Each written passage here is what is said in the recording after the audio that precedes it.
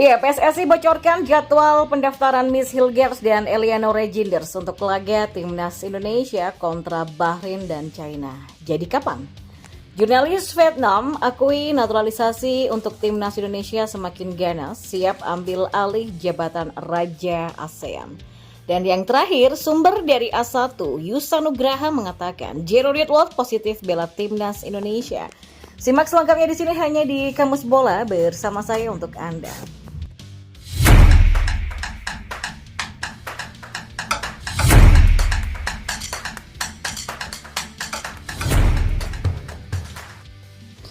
Ya, Ketua Umum PSSI Erick Thohir membocorkan target waktu pendaftaran Miss Hilgers dan Eliano Reginders untuk laga Timnas Indonesia kontra Bahrain dan China. Kedua calon pemain naturalisasi Timnas Indonesia itu diproyeksikan bermain pada dua laga putaran ketiga kualifikasi Piala Dunia 2026 zona Asia Grup C ketika melawan Bahrain dan China pada bulan depan. Timnas Indonesia lebih dulu bertandang ke markas Bahrain pada 10 Oktober. 5 hari kemudian, skuad Garuda akan melawat ke kandang China pada 15 Oktober. Jelang dua laga krusial itu, Timnas Indonesia asuhan Sinteyong mendapatkan kabar baik dari Erick Thohir, sang Ketua Umum PSSI. Mantan Presiden Inter Milan itu mengatakan jika Miss Hilgers dan Eliano Reginders dapat menyelesaikan proses naturalisasinya dalam waktu dekat. Erick Thohir menargetkan dua pemain yang bermain di Eredivisie Belanda ini akan didaftarkan pada 20 sampai 24 September 2024 agar bisa tersedia untuk melawan Bahrain dan China. Tanggal 20 sampai 24 September kita masih ada waktu 4 sampai 5 hari untuk coba meregister, kata Erick Thohir ketika ditemui oleh awak media. Lebih lanjut, Erick Thohir menjelaskan bahwa kalau Miss Hilgers dan Eliano Reginders didaftarkan di atas tanggal 24 September, maka mereka tak bisa bermain kontra Bahrain dan China.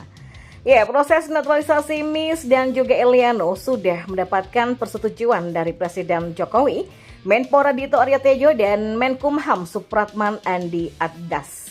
Kedua pemain yang punya darah Indonesia dari ibunya yang berasal dari Manado, Sulawesi Utara, dan Maluku itu selanjutnya akan menjalani rapat bersama Wakil Komisi 10 DPR RI pada 17 September 2024. Kemudian, Miss dan Eliano harus menjalani proses bersama Komisi 3 DPR RI. Kalau disetujui oleh Komisi 10 dan 3, proses naturalisasi Miss dan Eliano akan berlanjut di Kementerian Sekretariat Negara. Setelah itu mereka akan mendapatkan surat keputusan dari Presiden dan kemudian akan menjalani sumpah dengan Kemenkumham. Ya, kita tunggu minggu depan rencana DPR akan mensupport. Pak Presiden sudah tanda tangan, Pak Menpora, Pak Supratman, Menkumham juga sudah. Jadi rencananya DPR akan tanggal 17 nanti, lalu 19 paripurnanya, ujarnya. Dan kita beralih ke informasi bola selanjutnya. Ya, salah satu jurnalis asal Vietnam menyoroti langkah PSSI yang terus-menerus melakukan proses naturalisasi demi mengangkat derajat Timnas Indonesia. Seperti diketahui dalam 4 tahun belakangan, skuad Garuda banyak kedatangan pemain naturalisasi. Dan tidak seperti sebelumnya, kali ini PSSI cukup ketat dalam melakukan pemberian kewarganegaraan kepada pemain sepak bola. Kali ini mereka menyasar pemain-pemain yang punya keturunan tanah air. Pemain-pemain tersebut mendapatkan garis keturunan Indonesia dari keluarganya seperti ayah, ibu, nenek, atau kakeknya. Dan hingga kini total sudah ada lebih dari 13 pemain keturunan yang membela Timnas Indonesia. Mereka adalah Elkan Baggett, Sandy Wallace, Jordi Amat, Saini Patinama, Ivar Jenner, Rafael Struijk, Justin Hubner, Jay Itzes, Nathan Choaon, Tom Heye, Ragnar Oratmangun, Kelvin Verdong, dan Martin Pes. Belum lagi kini ada dua pemain yang dipastikan tengah menjalani proses naturalisasi, yakni Miss Hilgers dan Eliano Reginders. Tambahan pemain-pemain keturunan ini membuat tim Merah Putih mendapatkan hasil yang positif. Baru-baru ini Indonesia juga mampu menahan imbang dua raksasa Asia seperti Arab Saudi dan Australia. Keberhasilan ini turut mengundang perhatian dari jurnalis Vietnam, yakni Quoc Pong. Dan dalam laporannya yang dimuat di Tan Nien, ia mengatakan bahwa awalnya rencana naturalisasi ini mendapatkan pandangan sinis dari warga lokal. Pasalnya, kedatangan pemain keturunan bisa saja mematikan karir dari pemain yang sudah menyandang status WNI sejak lahir. Selain itu, kedatangan pemain keturunan ini juga bisa menimbulkan keretakan di dalam tim karena perbedaan bahasa. Hal itu juga bisa menghambat taktik sang pelatih dan kemungkinan besar tidak terrealisasi di lapangan.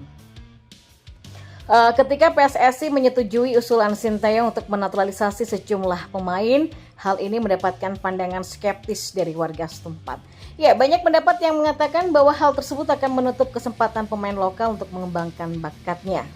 Jadi perbedaan bahasa juga bisa dengan gampang menyebabkan perpecahan karena kurangnya komunikasi, sehingga keinginan pelatih tidak terrealisasi dengan baik ketika bermain, jelasnya.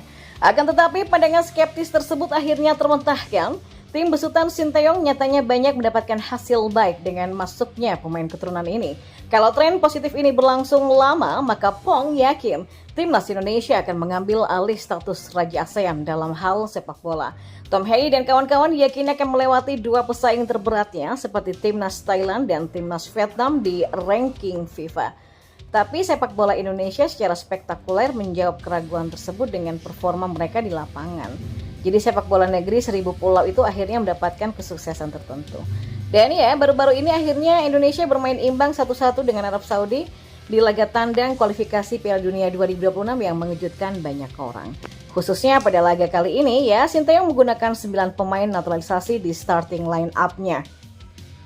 Dan di laga berikutnya Indonesia juga bermain imbang 0-0 dengan Australia, hasil yang seharusnya membuat kawasan Asia ketakutan.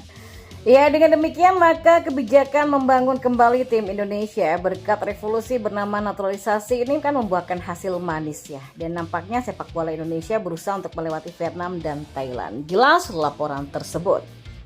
Dan kita beralih ke informasi bola yang terakhir. Kabar gembira menghampiri para penggemar sepak bola tanah air. Nama Jero Ritwold, pemain sepak bola dengan darah Indonesia yang pernah malang melintang di Liga Inggris bersama Crystal Palace, kini santer dikabarkan akan segera memperkuat timnas Indonesia. Ya, bocoran menarik ini pertama kali diungkapkan oleh YouTuber kenamaan yang bernama Yusa Nugraha dalam salah satu videonya. Jero Ritwold, pemain berusia 28 tahun ini memang bukan nama asing di dunia sepak bola Eropa. Karir profesionalnya dimulai sejak usia belia bersama raksasa Belanda yaitu Ajax Amsterdam.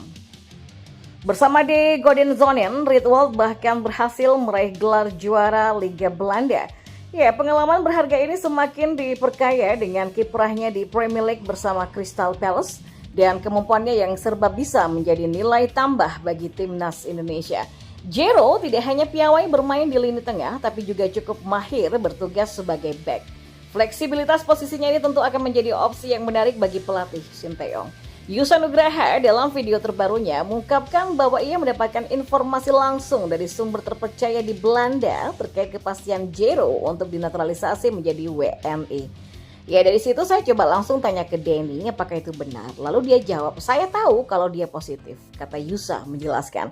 Ya, meski tidak menyebutkan secara detail isi percakapannya, Yusa meyakini bahwa proses naturalisasi pemain kelahiran Belanda ini tengah berjalan. Kalau kabar ini maka benar adanya, maka kedatangan Jero tentu akan menjadi suntikan semangat baru bagi skuad Garuda. Pengalaman dan kualitasnya yang sudah teruji di level tertinggi Eropa diyakini akan sangat bermanfaat bagi timnas Indonesia dalam menghadapi berbagai kompetisi di masa mendatang.